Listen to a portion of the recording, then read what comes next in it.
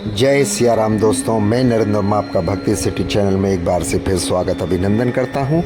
दोस्तों, नवरात्रि चल रही है। आज नवरात्रि का 7वां नवरात्रा है। कल अष्टमी है। कई लोग अष्टमी मनाते हैं, कई लोग नवमी। आप सबको एक बार से फिर माता रानी आप सबकी मनोकामना पूर्ण करे। बड़े पवित्र दिन हैं। राम रामायण जगह जगह खेली जा रही है, खूब उच्चारण होता है। ब्रह्मलोक में भी लोग देवता आते होंगे उतर के कि भगवान राम का धरती पे इतना चारों तरफ नाद गूंज रहा है, आवाज़ आ रही है रामायण की। दोस्तों, आज हम कुंभकर्ण के बारे में बताएंगे। कुंभकर्ण कौन था, थोड़ा सा उस पर प्रकाश डालेंगे। प्लीज़ कुंभकर्ण कौन था ये जानने से पहले थोड़ा सा ब्लॉग को लाइक करें, सब्सक्राइब करें, शेयर करें, बेल आइकॉन को प्रेस करें। कुंभकर्ण रावण का भाई और विभीषण का भी भाई था। रावण का छोटा भाई, विभीषण का बड़ा भाई था। अपनी प्रचंड भूख और विशालकाय शरीर के बावजूद वह हिंदू ग्रंथों में एक वीर योद्धा के रूप में चित्रित किया गया है। उसे देवताओं के डर के कारण ब्रह्मा द्वारा 6 महीने की निद्रा का वरदान मिला था, जिसके बाद वह केवल एक दिन के लिए जागकर भोजन करता था।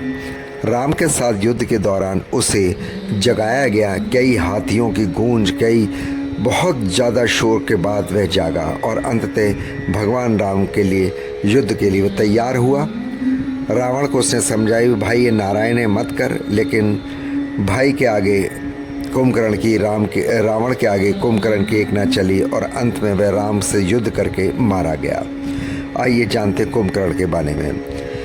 जन्म से ही कुंभकर्ण अत्यधिक बलवान और भूखा था, जो एक बार में कई गांवों के बराबर भोजन करता था।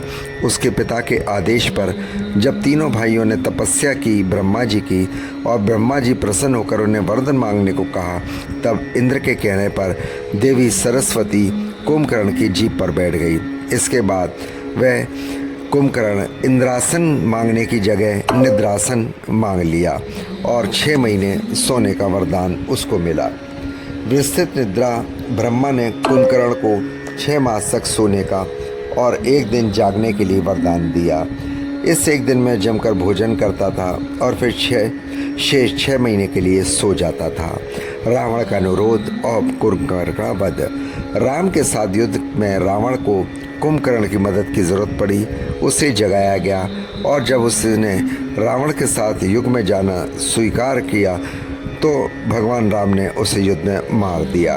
एक वीर योद्धा कुंभकर्ण अपनी विशाल शक्ति और वीरता के लिए जाना जाता था।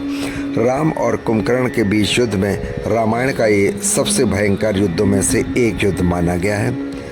वरदान प्राप्त होने के बावजूद उसने रावण को गलत कर्मों के लिए उसका रावण का विरोध किया, परंतु भाई के साथ वफादारी निभाई और युद्ध में चला गया और युद्ध में जाके वह वीर गति को प्राप्त हुआ। ये एक महत्वपूर्ण पात्र है जो बुराई और न्याय के बीच संघर्ष को दर्शाता है।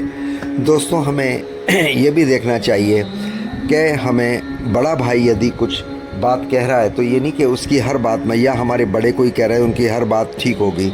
आप उसका आकलन ज़रूर कीजिए, उसका विश्लेषण कीजिए, 2 लोगों से राय लीजिए, अपने मन चित्त से आत्मा की आवाज़ कीजिए।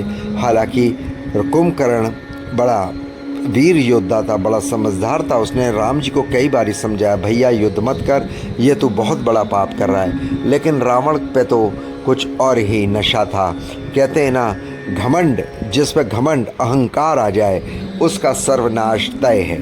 आप ध्यान रखना, जो आदमी कभी भी, कहते ना कहावत है कि घमंड तो रावण का भी नहीं रहा, वो भी मारा गया। इसी घमंड के कारण एक कहावत पूरी होती है कि कभी इंसान को किसी भी बड़े ओहदे पे बैठा है तो ईश्वर ने उसको दिया है वो ओहदा, वो ईश्वर ने उसको दी है संपत्ति दिया, वो जो सम्मान दिया है उसका नादार ना करे, घमंड ना करे, अहंकार ना करे, विनम्र बने।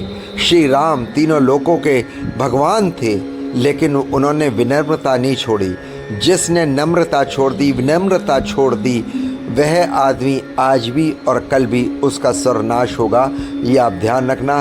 रामायण से बढ़िया उदाहरण नहीं है। महाभारत में भी जैसे दुर्योधन को अहंकार था, यहाँ रावण को रामायण में अहंकार था, लेकिन भगवान ने उधर महाभारत में कृष्ण और रामायण में राम बने। और आपने देखा कि भगवान बड़े विनम्र रहे, सबसे प्रिय थे, सबसे झुककर धीरे से प्यार से बात करते थे। आइए आज हम इस रामलीला के दिनों में प्रण लें, माता रानी के नौते प्रण लें। हम किसी से कुछ भी, हमारे पे कोई भी, कितने भी हम बड़े हों, हम मंत्री हों, संतरी हों, प्रधानमंत्री हों, कुछ भी हों, लेकिन विनम्रता नहीं छोड़ें, दयालुता नहीं छोड़ें। जब दयालुता छोड़ दी तो हमारा अहंकार आ गया तो हमारा सर्वनाश उसी रावण की तरह होगा। प्लीज़ ब्लॉग को लाइक करें, सब्सक्राइब करें, शेयर करें, बेल आइकन को प्रेस करें। जय माता की, जय सिया राम।